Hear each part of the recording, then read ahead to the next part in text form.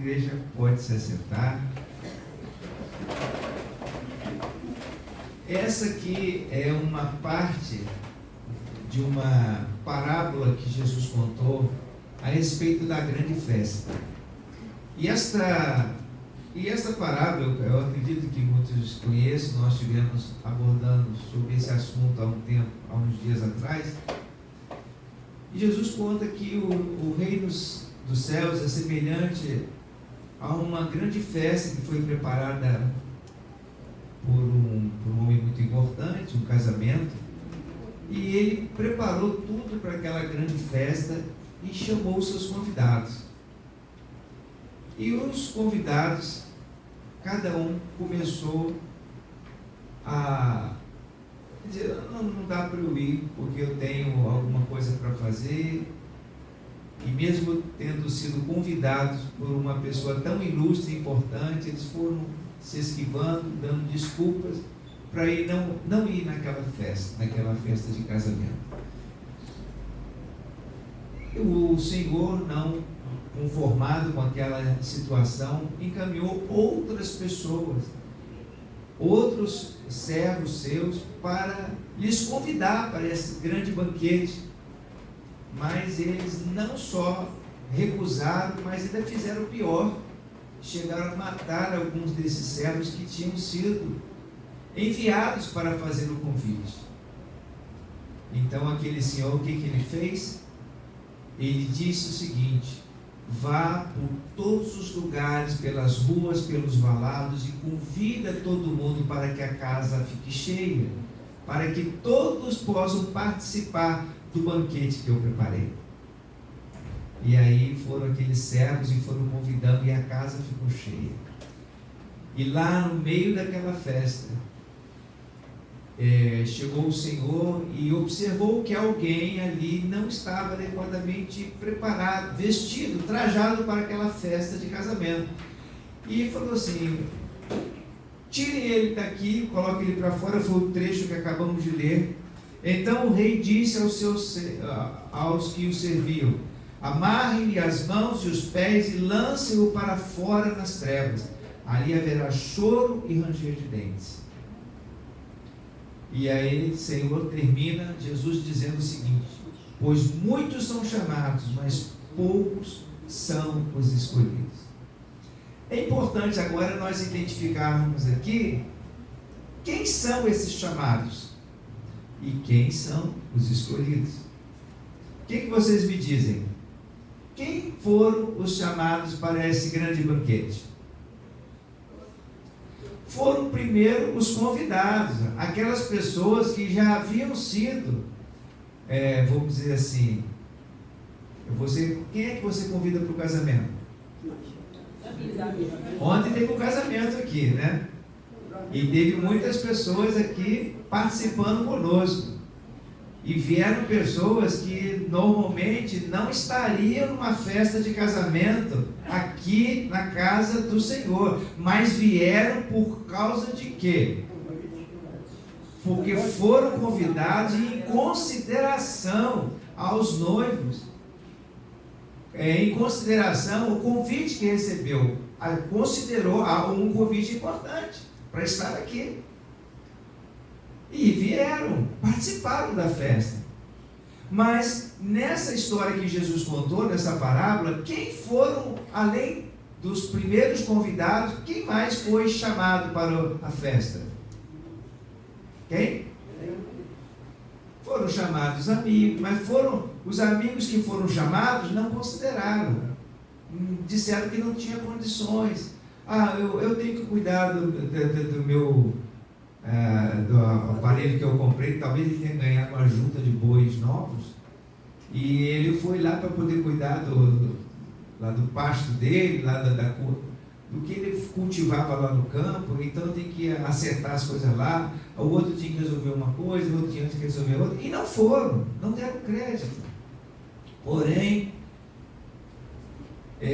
teve aquele grupo que estava lá no caminho, que nem tinha talvez nenhum conhecimento dos noivos, não sabia nem direito do que se tratava, mas eles se sentiram honrados, porque foram chamados por uma pessoa importante, que nessa parábola aqui, segundo o Senhor disse, é como um rei. Eles foram assim, se sentindo lisonjeados, apreciados, por terem sido convidados para o banquete. E eles foram, e eles chegando lá, estiveram participando daquele banquete, mas havia alguém lá, no meio deles, que não estava adequadamente trajado para o banquete. Porque nós sabemos que, ainda que as pessoas não tinham conhecimento exatamente do que se tratava, a pessoa que foi lá, a pessoa que não estava adequadamente trajado,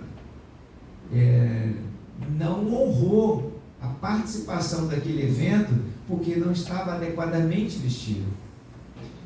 Mesmo que fosse alguém desconhecido, mas por consideração ao convite que recebeu, aos senhores daquela festa, ele se preparou. E ele se colocou numa posição que poderia honrar aquele convite que havia sido recebido. E por essa razão ele foi tirado daquele lugar, porque não ia participar da festa, mas ele ia ficar lá fora. E eu quero aqui, amados, observar nessa última frase da parábola onde Jesus disse: pois muitos são chamados, mas poucos os escolhidos. Vocês falaram quem são os chamados. E eu pergunto, quem foram os escolhidos? Foram aqueles que atenderam o convite e estavam adequadamente preparados para a festa. Os escolhidos foram os que atenderam voluntariamente, de bom grado, ao chamado, e estavam adequadamente vestidos, preparados para aquela festa.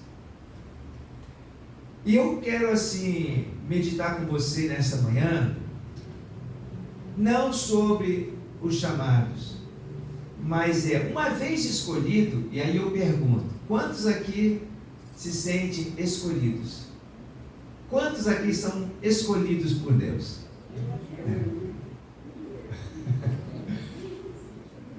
Escolhido.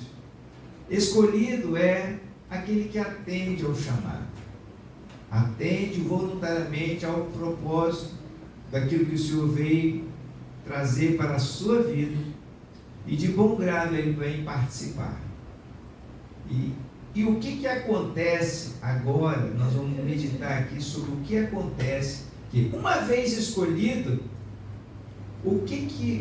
qual é o processo que se dá até a hora da festa? Porque a gente observa que teve umas pessoas que foram lá para participar da festa, mas tinha alguém ali que não estava adequadamente trajando as suas vestes para participar do casamento, e aí ele não pôde participar da festa. Então vamos aqui meditar sobre essa questão hoje pela manhã. E eu fiquei muito feliz meditando sobre esse assunto. Eu estava com o propósito de ler a Epístola dos Romanos. Eu estou estudando a Epístola dos Romanos, e a Epístola dos Romanos é um livro assim que eu particularmente aprecio, pois é de uma profundidade sobre nossa vida espiritual, assim, tremenda. É claro que cada parte das Escrituras é importante para o nosso conhecimento, para a nossa edificação, pois a Bíblia fala que toda Escritura divinamente inspirada, ela é proveitosa para nos ensinar, para nos corrigir, para nos instruir, para nos encorajar, ela nos fortalece o nosso espírito. E o livro de Romanos, aliás, a carta que Paulo escreveu aos Romanos, ela fala muito sobre a graça de Deus, ela fala muito sobre o tratamento que Deus... Desculpa, irmão, deixa eu tomar um pouquinho d'água. Desculpa. Mas a Epístola dos Romanos, ela trata muito sobre esse processo da transformação do homem, do que Jesus veio realizar e propôs para a nossa vida, que foi fazer de nós novas criaturas. E eu quero convidar você para uma reflexão sobre o capítulo 1 de Romanos, pois ele dá exatamente todo esse processo que se passa na nossa vida. Uma vez que nós nos sentimos escolhidos, né, recebemos um convite maravilhoso. E estamos aí, vamos ingressando na festa, vamos nos preparar para a festa. O que acontece? Como se dá esse processo?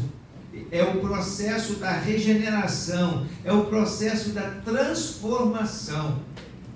Eu quero de antemão dizer, nenhum de nós, quando recebemos o convite para ir a uma festa, estamos preparados.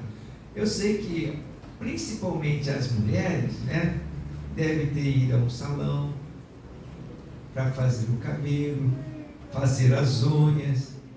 Alguns varões foram num lugar aí para poder alugar uma roupazinha melhor, fazer algum trato, né? Fazer um cuidado também com o seu corpo. Mas, ao receber o convite e aceitar de bom grado, cada um de nós começou a tomar providências para participar da festa. É ou não é? Né? E, olhando agora, vamos aqui ler o livro a carta aos Romanos. Romanos capítulo 1, já no primeiro versículo, a primeira coisa que ocorre, uma vez que nós fomos eleitos, escolhidos, a Bíblia fala, né, vós sois eleitos de Deus, e vamos entender um pouquinho sobre isso. Romanos capítulo 1 diz o seguinte: Paulo, servo de Cristo Jesus, chamado para ser apóstolo, separado para o Evangelho de Deus. Primeiro versículo ele fala sobre a questão da nossa identidade. O Espírito de Deus testifica com o nosso espírito que nós somos filhos de Deus. E é importante nós entendermos dentro desse processo de escolha, desse processo de ser eleito, que nós temos uma identidade. Nós somos servo do Deus vivo. Nós somos filhos de Deus. A Bíblia diz lá no Evangelho de João que ele veio para os que eram seus, mas os seus não receberam. Mas todos quanto recebeu, Deus deu-lhes o poder de se tornar filhos de Deus. Então o processo começa com o novo nascimento. Nós deixamos de ser apenas criaturas de Deus. Todos são criaturas de Deus, todos foram criados por Deus. Nós estamos nesse mundo porque Deus nos deu vida, e nós estamos aqui graças a Deus pela vida que Deus nos deu. Agora, o Senhor nos dá o privilégio de sermos chamados filhos de Deus. E filho é aqueles, conforme nos diz o Evangelho de João, muitos foram chamados, né, mas poucos escolhidos. Quem são os escolhidos? Ele veio para os que eram seus, mas os seus não receberam. Mas todos, quando recebeu, Deus deu-lhes o poder de se tornar filhos de Deus, a saber, aqueles que creem nele, aqueles que creram nele. Então, se você crê em Jesus Cristo como seu único e suficiente Senhor e Salvador, você se tornou um filho de Deus, porque você crê nele. Amém? Então, vamos pensar sobre isso daqui. Primeira coisa, dentro desse processo, eu estou falando, à medida que você recebe o convite, você toma decisão, vou na festa. Você já foi uma bênção. Você já tomou a decisão de ser um escolhido. As pessoas pensam assim, né? Muitos estão sendo chamados. Mas ele nem mencionou meu nome. Pois o Senhor nos chama pelo nome. Deus conhece cada um de nós pelo nome. E no dia quando nós estivermos na presença do Senhor, o Senhor nos dará uma pedrinha branca com nela escrito um novo nome, porque o Senhor nos chama pelo nome. Nós podemos estar no meio da multidão, mas o Senhor nos destaca, o Senhor nos separa, porque Ele te conhece pelo seu nome. Você pode estar no meio do auditório, você pode estar no meio assim, de um grande estádio, você pode estar no meio desse planeta, e você pensa ali, quem sou eu? Pois o Senhor te conhece pelo nome. E essa identidade, quando Paulo ele começa dizendo assim: Paulo, servo de Cristo Jesus, chamado para ser apóstolo. Apóstolo quer dizer ser enviado, ser assim, direcionado para exercer uma missão, separado para o Evangelho de Deus. Então, no primeiro versículo, ele já declara a sua identidade: eu sou servo de Deus. Eu fui chamado para ser enviado e para viver no Evangelho, ou seja, viver as boas novas do Senhor. Então, ele já descreveu a sua identidade, o seu chamado e o propósito para o qual ele veio. Segunda coisa, continuando aqui em Romanos, no capítulo 1, verso 5, agora eu vou passar um pouquinho mais adiante, fala sobre a nossa capacidade e a nossa vocação. Diz o texto: por meio dele e por causa do seu nome, recebemos graça e apostolado para chamar dentre todas as nações um povo para a obediência que vem pela fé. Paulo está descrevendo aqui, falando agora um pouco sobre a nossa capacidade, a nossa vocação. Paulo diz: por meio dele e por causa do seu nome. Por meio dele, por meio de quem? De Jesus. É por meio de Jesus. E por causa do seu nome, o nome dele que nós levantamos, o nome dele que nós proclamamos, é através do nome dele, esse nome que está sobre todo nome, é o nome que teve vitória na cruz do Calvário, é o nome que vituperou o inimigo, ou seja, envergonhou o inimigo, deu a vitória sobre ele, e ele falou assim: eu tenho autoridade, porque eu tenho as chaves dos céus, as chaves do inferno, e tem poder sobre os céus e na terra. O Senhor tomou a chave nas suas mãos. Ele tem todo o poder, e Ele está acima de todo nome. Então é por causa dele, por meio do seu nome.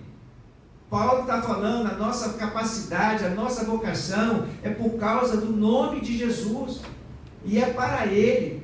Então Paulo ele fala assim: recebemos graça e apostolado para chamar dentre todas as nações um povo para a obediência que vem pela fé. Paulo está dizendo, amados, uma vez que nós fomos eleitos por Deus, nós fomos escolhidos por Deus, todos nós também fomos vocacionados para levantar o nome daquele que nos salvou. Nós fomos chamados. Priscila, há poucos dias, estava falando sobre um ministério que todos nós recebemos. Alguém se lembra? O ministério de quê? Ministério, quando a gente fala ministério, esse termo, do original hebraico, significa serviço. É ministrar, é servir. Então, todos nós recebemos algo na nossa vida para nós servirmos a Deus. E qual é o grande ministério que todos nós, como servos de Deus, recebemos? O ministério da reconciliação. Nós fomos chamados, e Paulo ele fala aqui, dentre todas as nações, um povo para a obediência que vem pela fé. Nós fomos chamados por Deus para chamar, dentre todas as nações, as vidas para andar agora em conformidade com o propósito de Deus, com o propósito daquilo que Deus tem para nossas vidas. Então essa chamada que recebemos, esse convite que nós recebemos, foi para participar do seu reino. Deus nos fez filhos, Deus nos deu uma vocação, e essa capacidade, essa vocação, diz aqui Paulo ainda nesse verso 5, recebemos pela graça e apostolado para chamar dentre todas as nações um povo para a obediência que vem pela fé. É pela graça de Deus, é pelo poder de Deus. E apostolado é justamente o ministério de você ir, de você realizar, de você ser enviado pelo Senhor. Então, quando nós fomos chamados a ser participantes do seu reino, dentro desse processo, Deus nos salvou porque nós cremos nele, nós aceitamos de bom grado a posição de participarmos do seu reino e de receber o sacrifício de Jesus para o perdão dos nossos pecados. Diz lá ainda no verso 6 em Romanos, Paulo está dizendo aqui: e vocês também estão dentre os chamados para pertencerem a Jesus Cristo. Amados, todos os povos foram chamados para também ser escolhidos. É interessante isso, né? Todos foram chamados para serem escolhidos. E isso é uma questão que às vezes nós não conseguimos entender. Como todos serem chamados para sermos escolhidos? A escolha, irmãos, vem de uma tomada de decisão voluntária e pessoal. A escolha e a eleição, alguém diz assim: mas eu sou escolhido de Deus, eu já tenho garantido a minha redenção, porque o Senhor me escolheu. Na verdade, todos nós fomos eleitos no coração de Deus, pois a vontade do Senhor não é que alguém se perca, é para que ninguém se perca, mas antes todos cheguem ao conhecimento de Deus e sejam salvos pelo Senhor. Essa é a vontade de Deus. Então nós fomos chamados para serem eleitos, e Paulo ele fala isso aos romanos: olha, vocês também estão entre os chamados para pertencerem a Jesus Cristo, para pertencer a Jesus. Todos nós fomos chamados, mas aí o que aconteceu com aqueles primeiros chamados? Vamos nos lembrar agora da parábola? O que aconteceu com os chamados? Recusaram. Eles na verdade deram mais importância a outras coisas do que a pertencer a Jesus Cristo. Agora trazendo para essa realidade, né? Eu não estou mais agora usando a figura da festa, mas eu estou falando sobre a realidade. Jesus Cristo, irmãos, ele veio para transformar a nossa vida. E quando nós fazemos parte desse rebanho do Senhor, o escolhido, ele faz a obra na nossa vida. Então, os romanos também foram chamados para pertencerem a Jesus Cristo. E agora no verso 8, uma coisa assim maravilhosa que a gente observa na vida daqueles que são eleitos, na vida daqueles que são escolhidos. Aqui fala assim, olha, no verso 8: antes de tudo, sou grato a meu Deus, mediante Jesus Cristo, por todos vocês, porque em todo mundo está sendo anunciada a fé que vocês têm. A fé que vocês têm, o testemunho da fé. Aquele que é chamado por Deus e crê em Jesus, ele dá testemunho da sua fé. Testemunho da fé, irmãos, é andar crendo no Senhor, mesmo quando as circunstâncias aparentes não correspondem àquilo que você espera. Porque a fé é o firme fundamento das coisas que se esperam, é convicção dos fatos que ainda não se veem. E quando nós andamos por fé, nós estamos dizendo: Senhor, eu creio nas tuas promessas, Senhor, eu creio na tua palavra. E o testemunho da fé é fundamental, porque sem fé é impossível agradar a Deus. A Bíblia fala que o justo viverá de quê? Da fé. Como caminhar com o Senhor se não cremos nele? Como andar nos seus caminhos se nós não acreditamos na sua palavra? Não há como.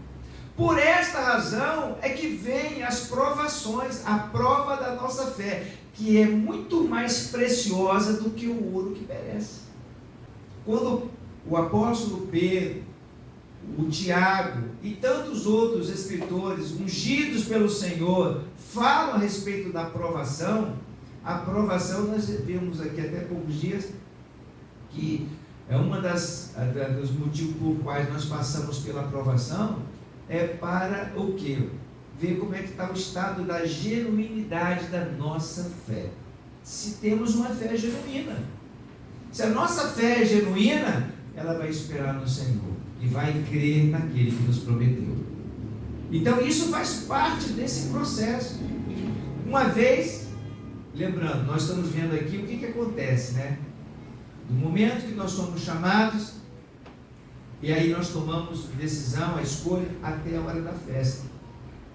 Nós fomos chamados para ser servos de Deus, servos de Jesus Cristo, dar testemunho daquilo que nós cremos. Nós fomos capacitados por Ele com o ministério da reconciliação. Nós fomos chamados para orientar os outros, para a obediência à palavra. Jesus falou assim: ide por todo mundo, pregai o evangelho a toda criatura, ensinando-os a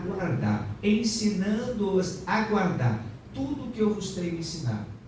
Ensinar a guardar, ensinar a obedecer, ensinar, instruir como eu devo e como eu posso fazer. Esse é o nosso trabalho, esse é o nosso papel como servos de Deus, que fazemos parte desta festa que o Senhor separou para cada um de nós. Ainda no verso 11 e o verso 12 agora, Romanos, eu estou lendo com vocês o capítulo 1, que eu falei que aqui no capítulo 1 ele fala muito sobre esse processo que se dá enquanto nós aguardamos a festa. Eu quero falar agora um pouquinho sobre os dons. Diz aqui no verso 11: anseio vê-los a fim de compartilhar com vocês algum dom espiritual, para fortalecê-los, isto é, para que eu e vocês sejamos mutuamente encorajados pela fé. Aí eu pergunto, para que servem os dons que Deus nos deu, os dons espirituais? Você crê nos dons espirituais? Amém. Amém? Olha, a Bíblia estava aqui no período de louvor, aqui compartilhando conosco um dom espiritual, o dom da visão. Aqui Paulo está dizendo aqui, olha, anseio ver vocês, a fim de compartilhar com vocês algum dom espiritual, para fortalecê-los. Às vezes nós não sabemos o que está acontecendo no mundo espiritual. Uma vez um servo do profeta estava num determinado lugar e foi rodeado por exército de inimigo, porque os inimigos deles queriam matar o profeta. E aí o rei mandou matar o profeta, todo mundo estava contra o profeta, estava proclamando a palavra do Senhor. E o seu servo, que estava ali acompanhando aquele profeta, quando ele chegou lá que viu que estava cercado de inimigos, ele falou: nós estamos perdidos. E quantas vezes nós também nos sentimos perdidos no meio da circunstância e da situação? Aí sabe o que o profeta fez? Senhor, abre os olhos do teu servo para que ele veja. E quando ele abriu os olhos espirituais daquele homem, eles estavam cercados dos anjos do Senhor. Irmãos, os anjos do Senhor acampam a seu redor daqueles que o temem e os livra. O Senhor veio para nos abençoar. Então os dons espirituais é para isso, para nos fortalecer, para nos encorajar mutuamente. Não é para dizer aí, eu tenho um dom espiritual, eu sou isso, eu sou aquilo, eu falo em línguas e eu profetizo. Não, os dons é para nos encorajarmos mutuamente. Paulo, quando ele fala para que eu e vocês sejamos mutuamente encorajados, essa palavra mutuamente significa isso. Eu e você. Você me encoraja e eu encorajo você.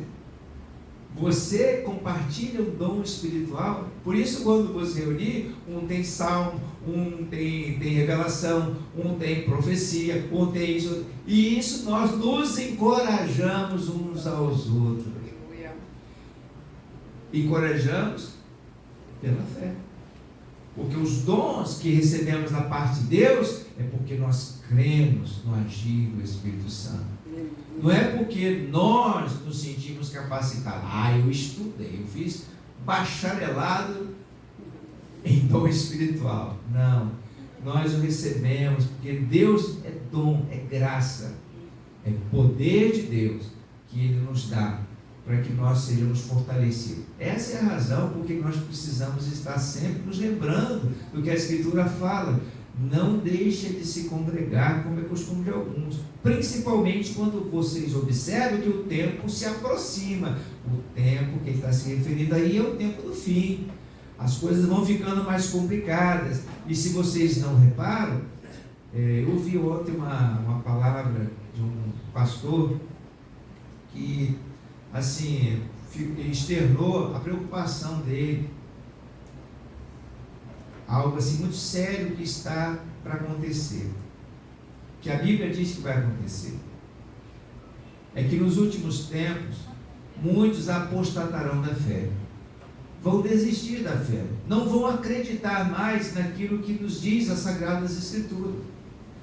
E esse pastor, ele estava dizendo que um homem de Deus disse para ele: nós estamos a uma geração da apostasia. Aí nós vamos aguardar. A Bíblia fala que um dos grandes sinais da volta de Jesus é a apostasia. Alguém fica pensando aí que o céu está abalado, as coisas acontecendo, sendo destruídas. Não, apostasia.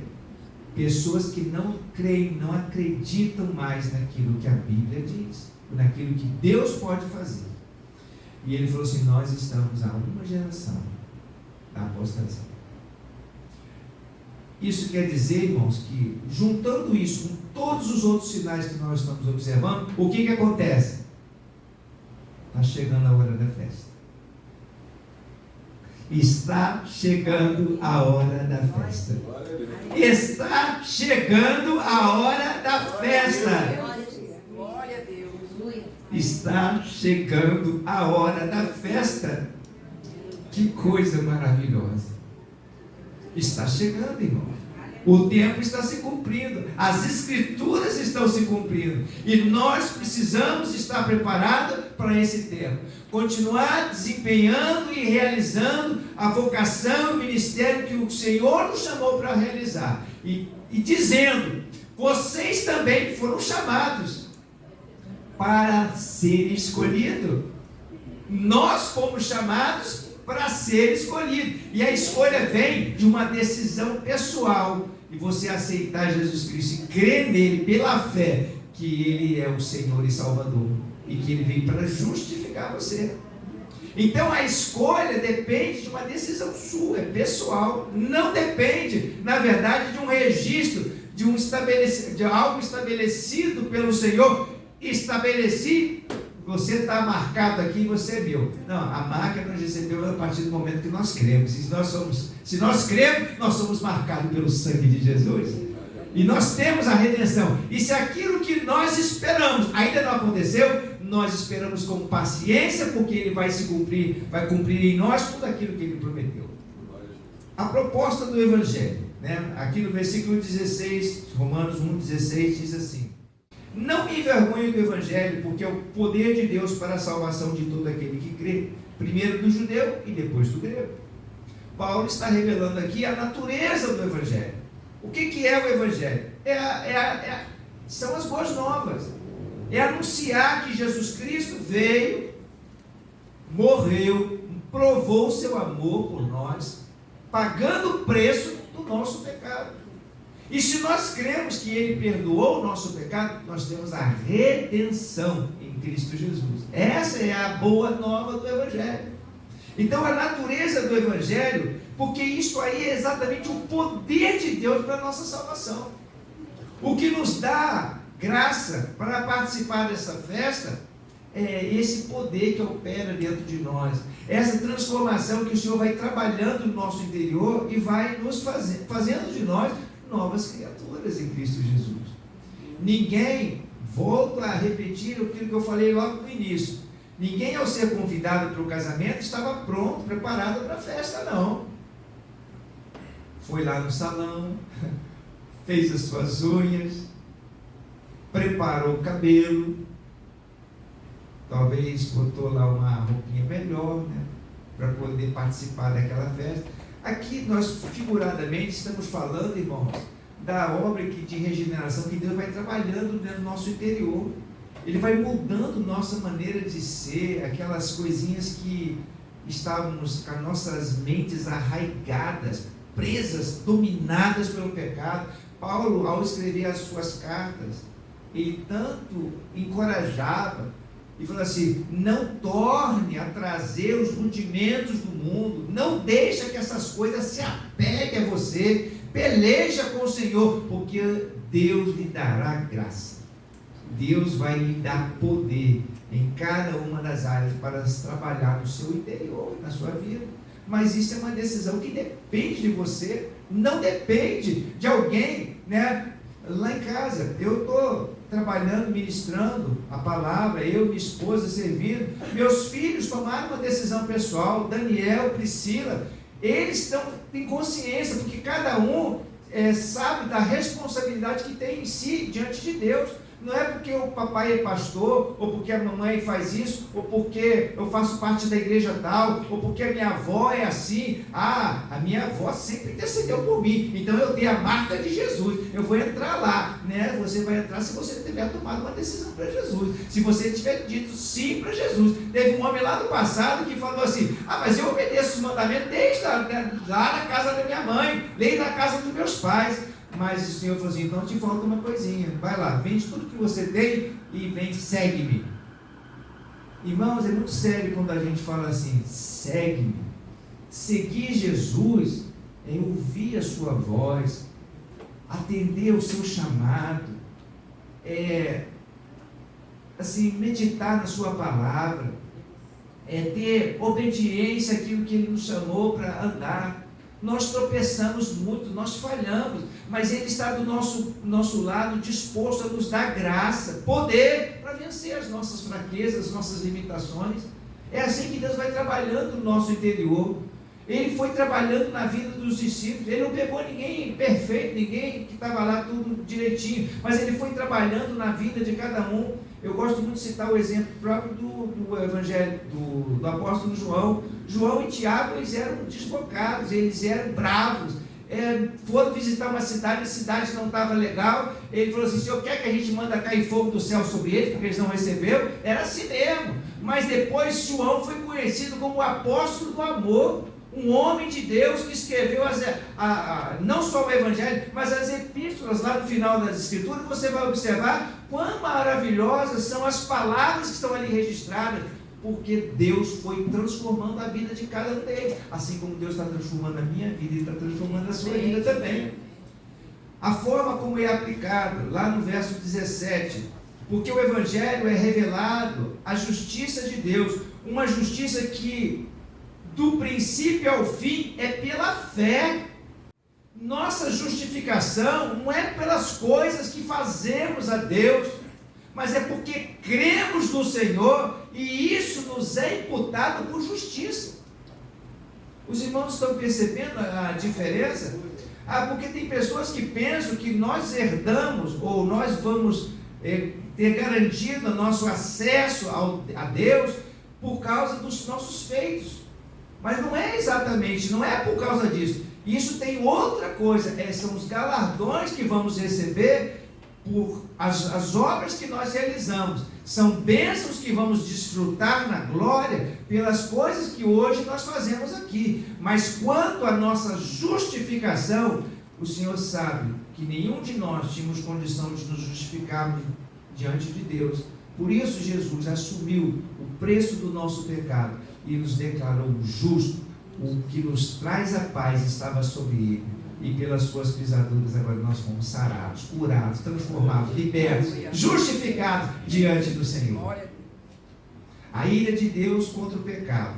Paulo aborda esse assunto aí no versículo 18, Romanos 1,18. Portanto, a ira de Deus é revelada dos céus contra toda impiedade e injustiça dos homens, que suprimem a verdade pela injustiça.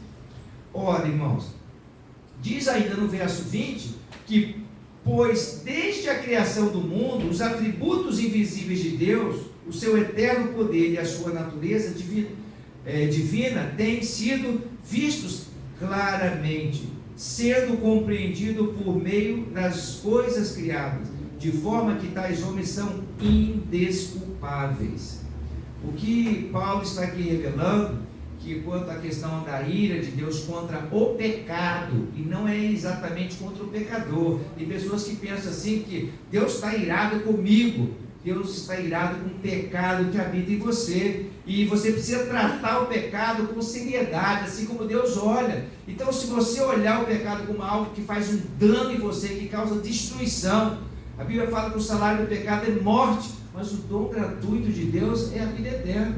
Se nós olharmos sobre esse aspecto, Deus aborrece o pecado e não o pecador. Deus quer a transformação do pecador, Deus quer a nossa libertação, a transformação da nossa vida, a nossa cura. E aqui diz que as pessoas, agora já está se referindo às pessoas, que tomam uma posição, mesmo conhecendo a verdade, mesmo conhecendo que Deus é Deus, o Senhor, o Criador de todas as coisas, e o coloca de lado, não dá consideração. Ele diz aqui, ó, esses tais são indesculpáveis, porque eles estão transformando até aquilo que é glorioso da parte de Deus em coisa que não tem valor algum. E aí a palavra de Deus fala que eles são indesculpáveis, porque aí não é porque não conhece, não é porque não sabe, é porque não quer. Sabe aquelas autoridades lá que a Bíblia conta, do tempo de Jesus, que os levaram à cruz? Eles sabiam quem ele era, mas eles não sabiam quem ele era, que era um homem vindo da parte de Deus. Só para ilustrar, para os irmãos entenderem, quando Jesus perguntou assim, ele perguntava, com que autoridade você faz isso? Aí ele disse assim, Deus também fazer uma pergunta para vocês, se vocês me responderem, eu te respondo. Com que autoridade João Batista, o João Batista, o batismo dele era de Deus ou era dos homens? Aí aquelas autoridades pensaram assim, bom, se a gente disser que é dos homens, o povo aqui vai nos matar, porque todo mundo sabe que ele faz as coisas de Deus. E se nós dissermos que é de Deus, ele vai dizer assim, então por que vocês não acreditaram? Por que vocês não creem? Melhor a gente ficar calado. O que estava acontecendo ali? Na verdade, muitas pessoas sabem do fundo, aonde está o seu erro, onde está o seu problema, a sua carência, a sua necessidade, mas não abre mão por causa do orgulho, pois esse orgulho vai te matar. Esse orgulho vai te matar. E diz aqui a palavra, tais homens são indesculpáveis, porque sabem a verdade, conhecem a verdade e não tomam uma posição. Não querem saber. Aí vem a escolha errada. Versos 22 e 23. Dizendo-se sábios, tornaram-se loucos. Trocaram a glória do Deus imortal por imagem feita segundo a semelhança do homem mortal, bem como de pássaros, quadrúpedes e répteis. Sabe o que essas pessoas fazem? Elas começam a levantar deuses para si mesmas. Elas procuram mestres para si mesmas. A Bíblia fala lá na Epístola de Pedro que muitos farão mestres segundo as suas próprias paixões, segundo as suas próprias carnalidades. E aí as pessoas vão buscando respaldo para o seu pecado, para a sua vida errada. E não aceita a verdade. Essa que é a realidade. Verso 24 diz o resultado disso. Por isso Deus os entregou à impureza sexual, segundo os desejos pecaminosos do seu coração, para a degradação do corpo entre si. Então, já que você não quer, você resiste, então o Senhor os entregou aos seus próprios desejos. E com isso eles acabam desonrando a si mesmos, seus corpos entre si, pelas práticas que a gente vê que hoje é tão largamente exposta no mundo que nós muito bem conhecemos. E o que diz lá o verso 32, para nós terminarmos aqui nesta manhã de reflexão sobre esse assunto. Embora conheçam o justo decreto de Deus de que as pessoas que praticam tais coisas merecem a morte, não somente continuam a praticá-las, mas também aprovam aqueles que as praticam. Aí foi a razão daquele homem que na hora da festa, ele foi colocado para fora. E diz a parábola, Então o rei disse aos que o serviam: amarrem-lhe as mãos e os pés, amarrem-lhe as mãos e os pés e lancem-o para fora, nas trevas. Ali haverá choro e ranger de dentes. Aquele homem que pensava que era só entrar na igreja, aquele homem que pensava que era só fazer parte de uma denominação, aquele homem ou aquela pessoa que pensa que é só desenvolver uma vida religiosa que está tudo certo, não se preocupa com as suas vestes, não se importa com o seu testemunho de fé, ou seja, na verdade não crê, na verdade nunca tomou uma decisão, uma posição de fé diante de Deus, para andar em obediência à sua palavra. Você acredita que até o diabo crê em Deus? Tem gente que fala assim: mas eu creio em Deus. O diabo também. O diabo crê e treme. Agora, quantos daqueles que creem em Deus e está disposto a andar com Ele, a ser discípulo de Jesus? Essa que é a questão. Então, eu quero dizer que há uma solução para isso. Há uma solução para isso. A solução chama-se arrependimento. Arrependimento. Romanos capítulo 2, versículo 4. E eu termino aqui lendo esse versículo. Ou será que você despreza as riquezas da sua bondade, tolerância e paciência, não reconhecendo que a bondade de Deus o leva ao arrependimento?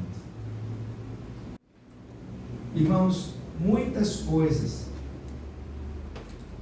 deixaram de acontecer na nossa vida, ou não aconteceram ainda, os desastres, as dificuldades, os problemas que advêm do pecado. Sabe por quê? Porque Deus é misericordioso. Todo dia, eu me levanto e agradeço a Deus. Pai, obrigado que as suas misericórdias se renovam sobre a minha vida. As misericórdias do Senhor é a causa de nós não sermos consumidos. Então nós precisamos considerar a bondade de Deus e chegar ao arrependimento. Porque o arrependimento é aquela posição que a gente toma de reconhecer os nossos erros e dizer: Senhor, me perdoa, porque eu pequei contra ti, eu falhei diante do Senhor, mas eu reconheço que o Senhor é o único que pode me salvar, é o único que pode mudar a minha vida. Então, que você possa refletir nesta manhã, o que acontece a partir do momento que eu sou chamado até a hora da festa.